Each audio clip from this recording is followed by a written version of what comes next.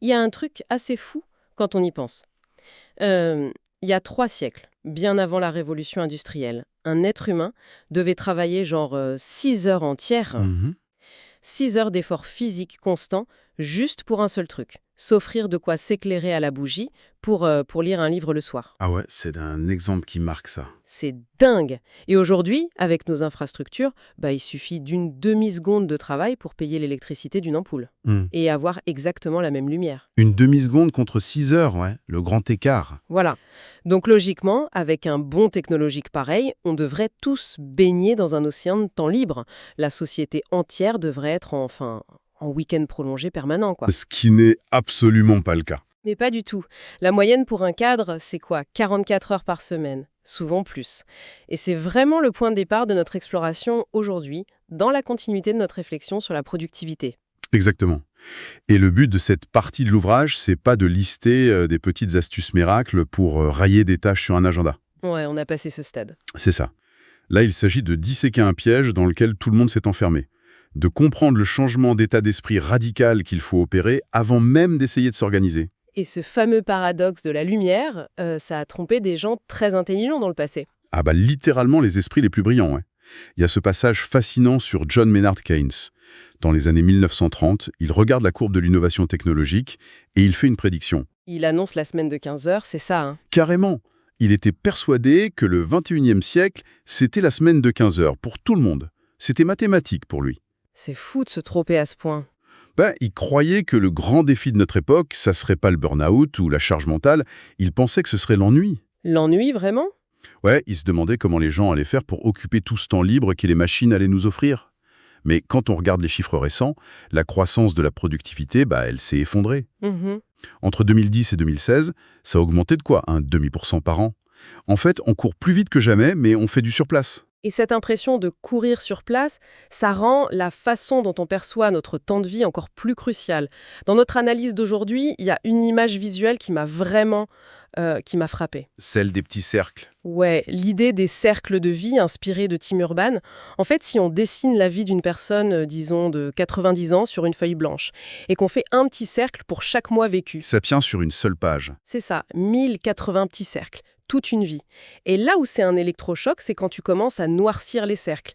À 30 ans, t'as déjà plus d'un tiers de la page qui est noircie. Définitivement. Ouais, c'est terrifiant quand on le visualise comme ça, parce que notre cerveau voit le temps comme une espèce de rivière infinie. Une ressource inépuisable, ouais. Mais sur le papier, on réalise brutalement que le stock est ultra limité. C'est plus de la gestion du temps froide et corporatiste. C'est une question de survie existentielle. C'est pour ça que la productivité, c'est pas le but final. Le but, c'est pas de devenir un robot qui coche 60 tâches au lieu de 30. Ah, ce serait tragique, ouais. Le vrai but, c'est de sauver ces petits cercles blancs, de libérer cette ressource pour des trucs qui rendent vraiment heureux. Des aventures, des discussions en famille où on garde pas sa montre, ou, je sais pas, un projet créatif. Il y a une analogie super simple pour ça. Pensons à la batterie d'un téléphone. Ah oui, très bonne image. Quand on est à 80% de batterie, on s'en fout. On gaspille. Il y a 10 applications ouvertes, la luminosité à fond, le Bluetooth cherche des trucs dans le vide. Totalement en pilote automatique. Mais dès que ça tombe à 5%, dès que l'icône devient rouge, Là, on panique, on ferme tout. exactement, on devient le maître absolu de la priorisation pour sauver les dernières minutes. Et la question, c'est de savoir pourquoi on ne fait pas ça avec notre propre vie. C'est un super point. La batterie humaine, elle baisse tous les jours, mais la plupart des professionnels laissent tourner des applications inutiles en arrière-plan, genre des réunions qui servent à rien, des tâches administratives absurdes. Et justement, par rapport à la technologie, on pourrait se dire, mais pourquoi nos super ordinateurs, l'IA, la fibre optique, pourquoi ça nous protège pas? Bah oui, ça devrait être notre bouclier, non? Les smartphones, les emails, ça devait nous libérer. En théorie, oui. Mais l'analyse montre une réalité bien plus sombre. La tech, au lieu de nous soulager, elle a créé un écosystème d'interruption permanente. Les chiffres dans le document sont alarmants. Vas-y, c'est quoi le chiffre qu'est? Un travailleur du savoir aujourd'hui, il a en moyenne 11 minutes de concentration ininterrompue. Attends, 11 minutes. C'est tout? 11 petites minutes avant qu'une notification, un mail ou un message instantané viennent tout Mais casser. c'est terrifiant. 11 minutes, c'est à peine le temps de retrouver son mot de passe, d'ouvrir le bon dossier, de se remettre dans le bain d'un projet complexe. Et bam, une alerte pour une réunion où t'as même pas besoin d'être. C'est impossible de réfléchir en profondeur dans ces conditions. Le cerveau humain n'est pas fait pour faire des allers-retours toutes les 10 minutes. Surtout que le coût de ces interruptions est énorme. Les neuroscientifiques parlent de résidus d'attention. C'est-à-dire? Quand tu regardes un message juste 2 secondes, une partie de ta bande passante mentale reste bloquée dessus. Il faut parfois 20 minutes à ton cerveau pour retrouver son niveau de concentration de départ. Ah ouais, donc si t'es interrompu toutes les 11 minutes, tu n'es littéralement jamais concentré à 100%? Jamais. C'est pour ça que l'analyse dit que les cols blancs sont devenus les nouveaux cols bleus. On n'est plus enchaîné à des machines à l'usine, mais on est enchaîné à un flux numérique invisible. Qui s'arrête jamais. La machine est dans le salon, sur la table de nuit, même en vacances. Et le pire, c'est qu'on a confondu cette disponibilité permanente avec de la vraie performance. Ok, donc si la technologie c'est le problème, ça sert à rien d'acheter une nouvelle appli pour s'organiser. La solution doit être psychologique. Tout à fait. Il faut aller totalement à contre-courant. Et c'est là qu'on aborde l'idée la plus contre-intuitive de cette exploration. La fameuse paresse? Voilà. Faire l'éloge de la paresse dans une analyse sur la productivité, c'est quand même gonflé. J'adore ce concept, la paresse stratégique. C'est puissant, hein? Attention, on parle pas de rester affalé sur le canapé à regarder des séries. Non, c'est un état d'esprit d'investissement. C'est l'idée de détester tellement l'effort répétitif qu'on va fournir un effort massif, une bonne fois pour toutes, pour ne plus jamais avoir à le faire. Exactement. L'exemple parfait, c'est les newsletters le matin. T'en sois 5 que tu ne lis jamais. La réaction normale, c'est de les supprimer une par une. Ça prend 2 secondes. Ouais, mais tu le fais tous les jours, toute l'année. Le paresseux stratégique, lui, il va refuser ce petit effort. Il va perdre 3 minutes, chercher le minuscule bouton de désabonnement, remplir le formulaire et bloquer l'expéditeur. Sur le coup, il a perdu du temps. Mais à l'échelle de sa vie, il a gagné des heures. C'est la différence entre traiter le symptôme et soigner la cause. C'est exactement ça. Ça me fait penser au problème du robinet qui fuit.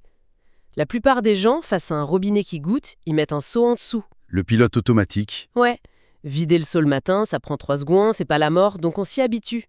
Mais la vraie paresse stratégique, c'est de couper l'eau, sortir les outils, réparer la tuyauterie. Ça prend 1 heure, c'est chiant. Mais après, c'est fini. Plus de seau à vider. Et en économie, on appelle ça l'effet cliquet. L'effet cliquet. C'est un point de non-retour. Une fois que tu as réparé le robinet, une fois que tu as goûté au confort de ne plus vider le seau, tu ne peux psychologiquement plus revenir en arrière. Et ça fait un effet de boule de neige. Totalement. Si tu gagnais juste 1% de temps par semaine en automatisant des trucs, à la fin de l'année, tu peux réduire une semaine de 40 heures à 24 heures.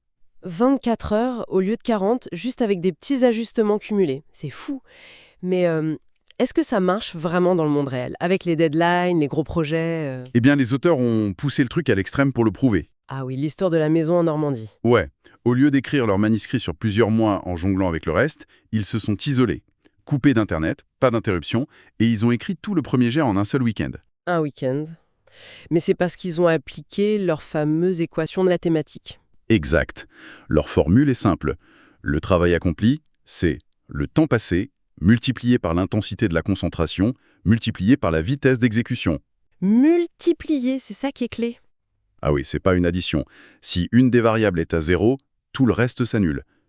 En Normandie, ils ont poussé la concentration à 100%. Sans Internet, 0 résidu d'attention. Du coup, leur vitesse d'exécution a explosé. Voilà. Et le temps passé sur la tâche devient presque dérisoire. Mais attends, j'ai quand même une objection là-dessus.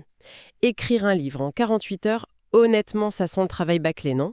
Si tu réduis le temps à ce point, tu sacrifies forcément la qualité, la profondeur de la réflexion. On ne fait pas de la pensée complexe comme on met des bouteilles en rayon. C'est une super remarque et c'est le piège classique de cette équation. Faut bien comprendre qu'elle ne crée pas la connaissance. Ah! Ce week-end-là, c'était que la phase d'exécution. Avant ça, il y a eu des années de recherche, des centaines d'interviews, une vraie expertise de terrain accumulée. Le temps passé à forger la matière première. Ça, tu peux pas le compresser. D'accord, je comprends mieux. L'équation, elle sert juste à optimiser l'assemblage, à transformer tout ce savoir à un livrable à une vitesse dingue. Exactement. Et d'ailleurs, l'utilisation de cette équation change complètement selon ton toast dans l'entreprise. C'est-à-dire? Prends un employé junior. Sa valeur, c'est sa capacité de production. On lui donne des tâches précises, donc lui, il doit tout miser sur sa vitesse d'exécution et sa concentration. Le temps passé, c'est souvent son boss qui le décide. Possible. Il doit être ultra rapide. C'est un peu ça, oui. Mais si tu montes dans la hiérarchie, un cadre dirigeant par exemple, taper vite sur un clavier, ça n'a plus aucune importance. Le dirigeant, on le paie pour s'asseoir, regarder les plans de la maison et concevoir une nouvelle plomberie qui fuira plus jamais. Parfaitement résumé. Le dirigeant doit maîtriser le temps passé à un niveau macro. Il doit sanctuariser des blocs de temps énormes pour la réflexion stratégique. Sa productivité, c'est sa capacité à prendre 3 ou 4 décisions vitales en étant ultra lucide, pas à répondre à 100 mails par heure. Donc les poids de l'équation changent. Pour le junior, c'est la vitesse. Pour le boss, c'est le temps sanctuarisé et la concentration. C'est ça, l'adaptation au rôle. C'est vraiment fascinant. Quand on rassemble tout ça, le message central est super clair. La vraie productivité, c'est pas de courir plus vite dans la roue du hamster. C'est une démarche presque philosophique. Tout à fait. Ça commence par regarder ces 1080 petits cercles et réaliser que la batterie se recharge pas. C'est cette urgence qui doit nous pousser vers l'appareil stratégique, à réparer la tuyauterie une bonne fois pour toutes et à utiliser l'équation intelligemment. Reprendre le contrôle face à la tech, en gros. Mais ça soulève une dernière question assez vertigineuse. Ah, la question de la fin, dis-moi. Imaginons qu'on réussisse, qu'on devienne tous des maîtres de l'appareil stratégique, qu'on atteigne enfin cette fameuse semaine de 15 heures de Keynes. Le rêve absolu? Est-ce que ce serait vraiment le rêve sinon on a tout ce temps libre?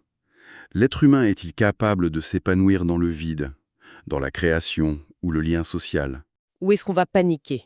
C'est ça. Est-ce qu'on serait tellement terrifié par nos agendas vides qu'on s'inventerait des urgences virtuelles, des tâches inutiles juste pour avoir l'illusion d'être indispensable? La peur du vide face à notre propre temps retrouvé. C'est une perspective existentielle fascinante, et c'est là que tout commence vraiment à prendre sens. Et pour celles et ceux qui veulent aller plus loin, le livre est disponible gratuitement via le lien en description.